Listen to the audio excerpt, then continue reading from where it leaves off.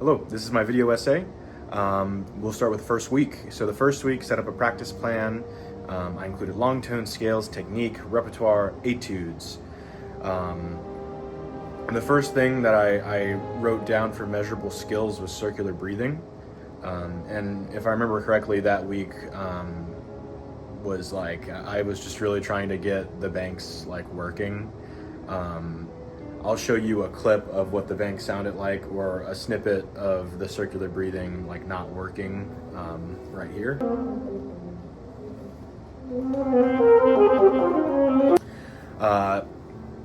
So that was the thing I was really focused on at that point. And then talking about before this independent study, my practice plans were never really too solid. They were never like super strict. Every now and then they would be like getting next to a competition or performance, yes, but before that, not really. And I kind of didn't really believe in like having a super strict set practice. But on to now, I definitely can feel like it's so true that like, even if you're not gonna journal, you need to know the techniques to practice. Like you need to understand at a base level how to practice and the different techniques that go into it. In this first week, one of the goals that I wrote down was increasing my efficiency. Something I struggled with and still kind of struggle with now, just a lot less, is like sitting in a room for 5 hours and getting like 2 things done. And not like 2 huge things, but like, oh, okay, maybe this one section out of this piece, I can play the technique a little bit better. Not like, okay, this is fixed, stuff like that. And at the end of that, those goals I said that I wanted to make like lasting change. And I think I have. I think not through habit have I made that change, but through like going through these different experiments. I feel like I've changed a lot. Like I've changed a lot as a practicer.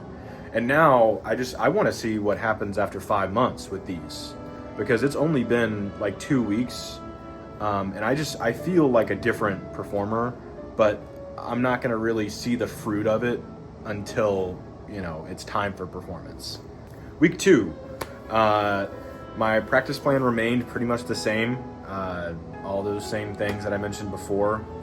I think by that point I started working on the second Tyson etude as well. I was only working on the first one whenever in the first week. And then I'm going to play an excerpt of the banks right now with the circular breathing.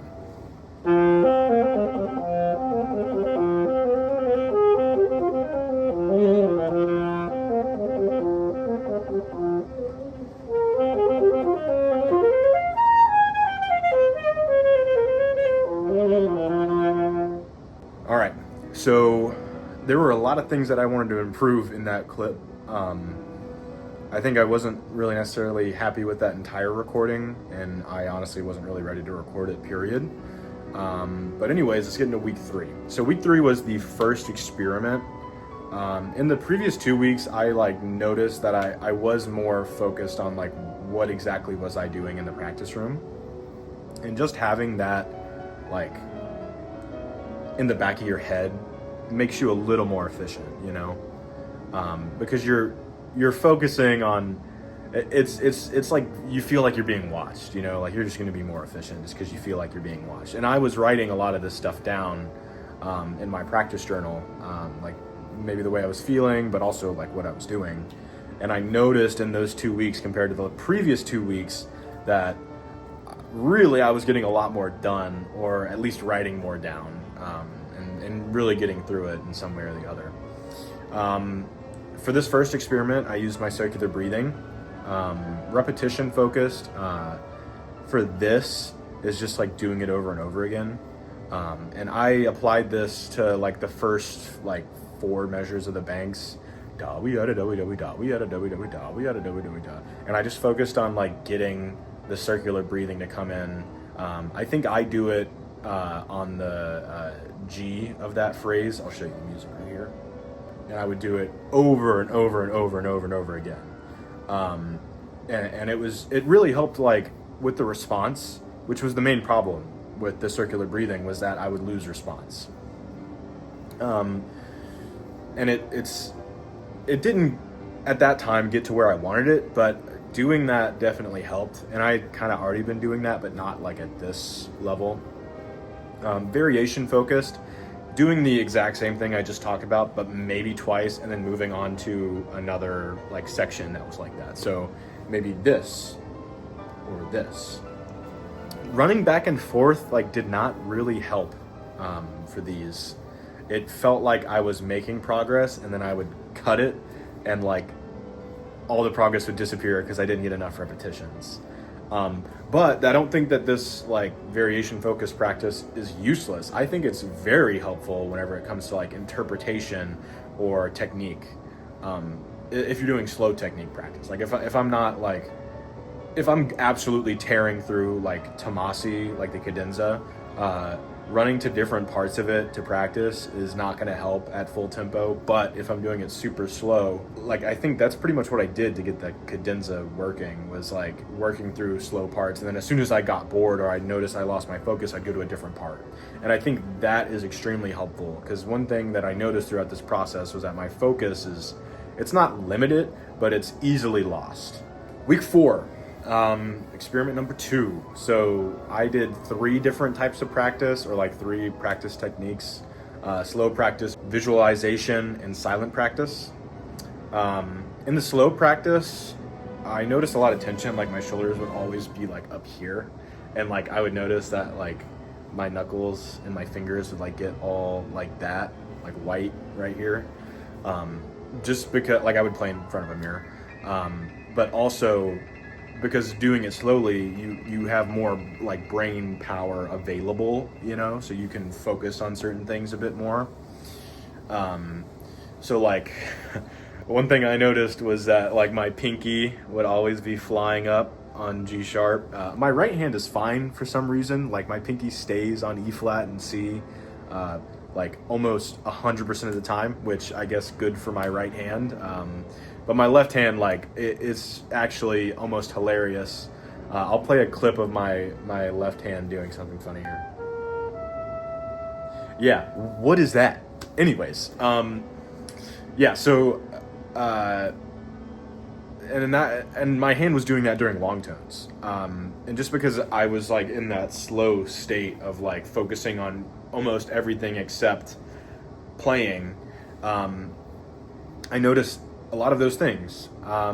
Technical passages, like extreme virtuosic passages, were a lot more manageable slowed down, but even more because I was doing it like slower than what would help you build technique, like da da da, da, like that for me would not help me play it faster. But what it did do is help me focus on getting everything except the technique down, focusing on the phrase of the line, even if it happens in like a quarter of a second, which is something I'm trying to think about now, is that like every part of the phrase or the technique is there for a reason, and you got to do something with it, even if it's just like a little crescendo throughout it. So it opened my eyes to a lot of small details like that. And I think one of my greatest weaknesses as a practicer is that I don't do enough slow practice, and this definitely opened my eyes to it. Visualization was another one. I've done this for a while now, but not to like the way I did it this time. Doing visualization helped me a lot with thinking about where I want to go as a player, like thinking about I would think about what hall I could see myself being in, who I'd be performing with, what I would be performing, how I'd be playing it. But I think whenever it comes to like technically getting a run down or getting altissimo to speak, like I get nothing from it. I think it all comes from like the actual act of practicing. The visualization can maybe help with setting a goal, and interpretation was another one, like hearing it in my head, visualizing the line, or I guess audiating.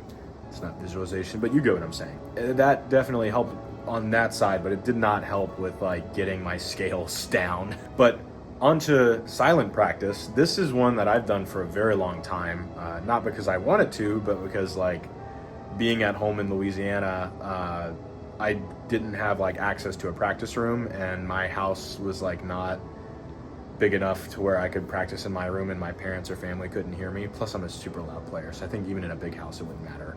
I'm used to doing it. But anyways, in the silent practice, it was kind of similar to the slow practice. I noticed a lot of tension. I noticed like a super strong urge for my shoulders to pull up, but I mean, we talked about that in the slow practice. But I think that's something, like I've had extreme shoulder pain in the last 2 weeks. I think it's gotten better now. And I feel like the only reason why is because I know that I do it, and so I'm actively thinking about it while practicing. This kind of opened my eyes to it. And I also noticed that I was putting a lot of excessive pressure in my jaw when I wasn't playing, which doesn't really happen whenever I am, but it's good to know that I default to biting pretty much. And I noticed that in the banks a lot. It's why my sound, I feel like, gets a lot worse after like the first 2 or 3 circular breaths, because I think my embouchure is just trying so hard, and after circular breathing, like for some reason my jaw is just like, okay, I'm just gonna crunch down on this mouthpiece now. Anyways, on to week 5, practice structure and my midterm reflection. So by this point, I think it's fair to say that my practice had like pretty much completely 180'd. It was super focused. There was definitely like a goal. Like every time I went into the practice room, there would be 1 or 2 goals.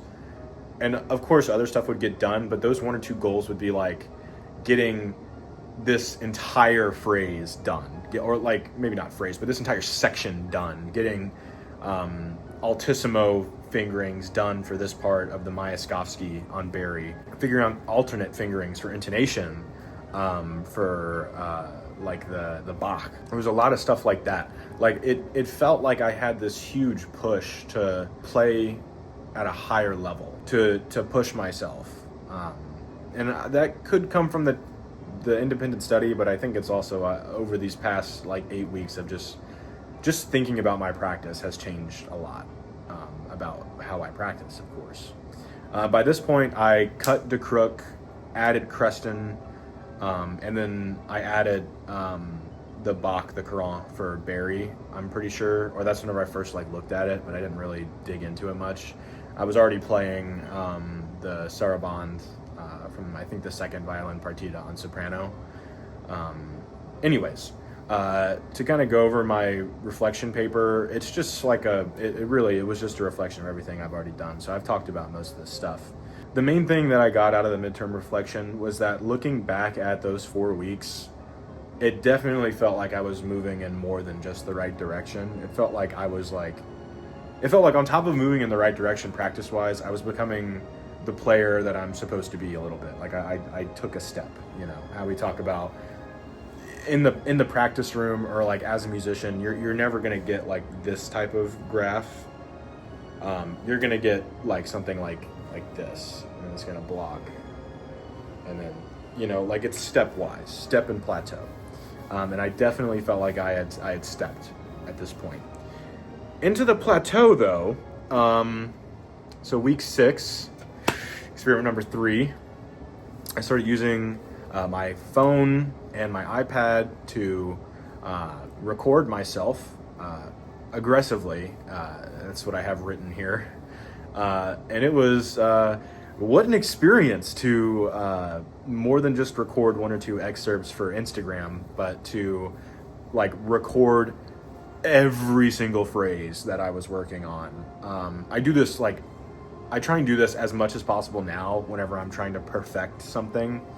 But at that point I was doing it even whenever I didn't have the technique down or stuff like that, which I think was not the right idea, which is why it made me feel like terrible. But I think the application of it is whenever you have the technique down, you're ready to go, and now you just need to know what you sound like, so that way you can make the like final 10%, even though the final 10% is like impossible. Anyways, Some of the recordings I would listen to immediately, or well, actually no, most of them I would listen to immediately. Some of the recordings I wouldn't listen to immediately, and those would be like my improv recordings or my compositional recordings. Some of them would be like runs of a section. I wouldn't listen to those for a little bit, just so that way I could spend a little bit more time working on them, and then in a week like see the progress, but also make sure like I didn't get rid of any good stuff. For my improv and my compositional recordings, where I would just like, if I have like a motif that I'm working on in my like Barry Sonata, or now in my soprano piece, which I wasn't working on at that point, but I would like play, and I would just record, and whatever came out came out. And listening back to it, really like, especially after like continuing the theme or writing it down, helped me remember like the good parts I got rid of, you know? So I think that's something I gotta keep up. It's hard to like remember to go back through the log, but anyways, by this point I was in North Carolina. I got a lesson from Professor Stephen Banks. For his piece, he mentioned like a bunch of interpretation stuff.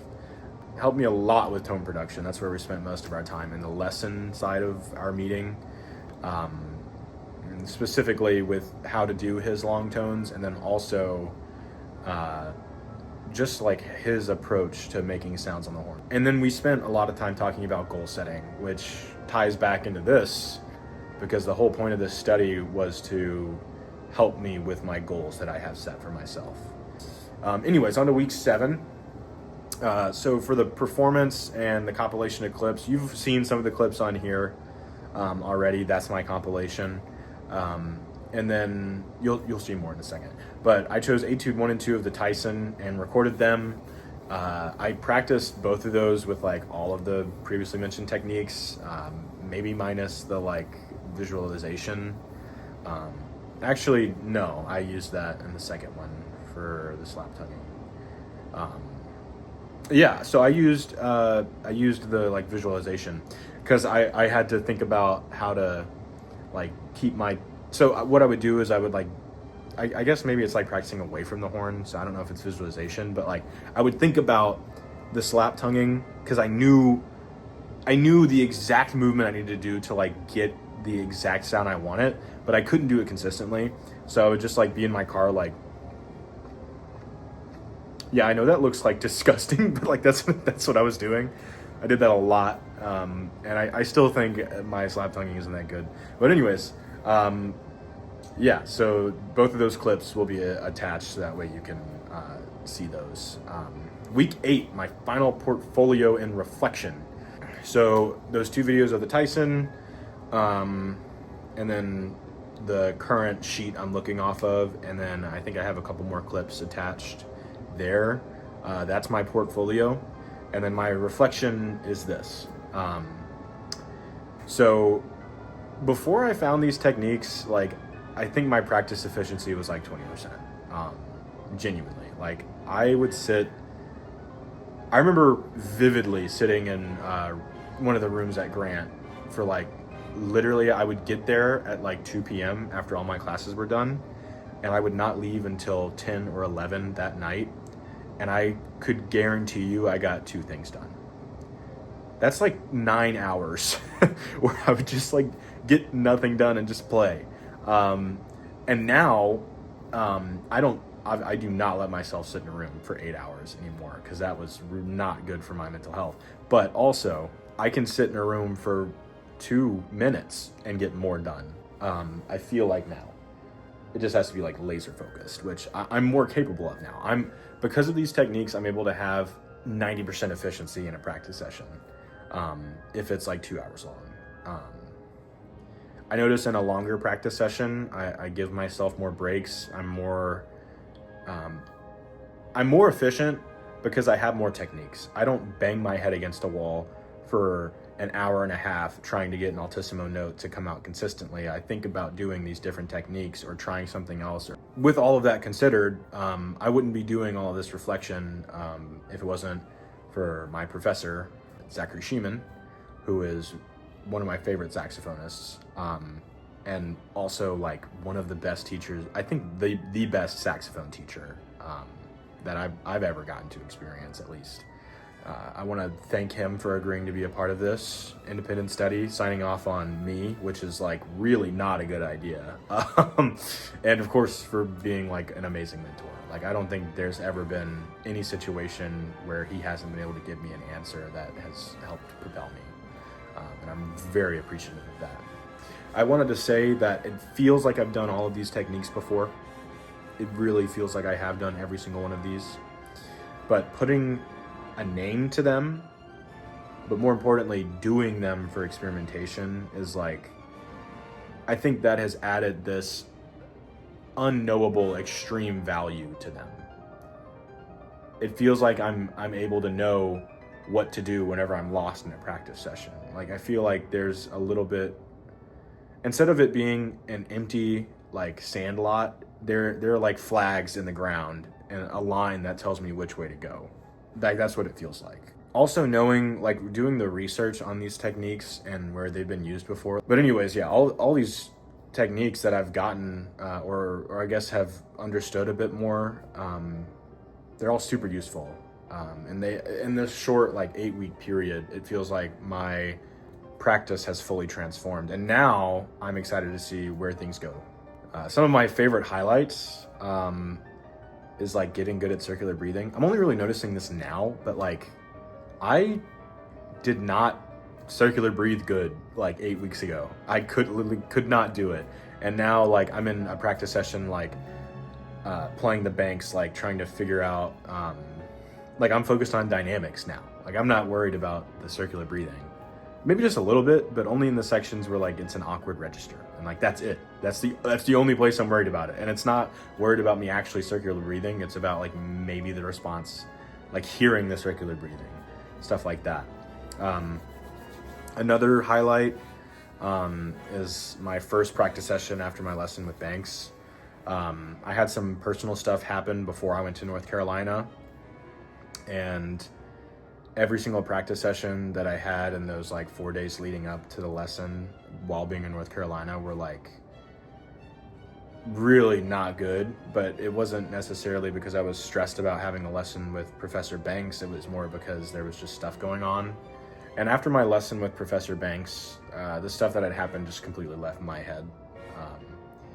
And I was so motivated after knowing that what I wanted to do is possible. Like, I remember how like burning on fire I was in that first practice session. Another one is getting Barry Altissimo like to happen. That took a while.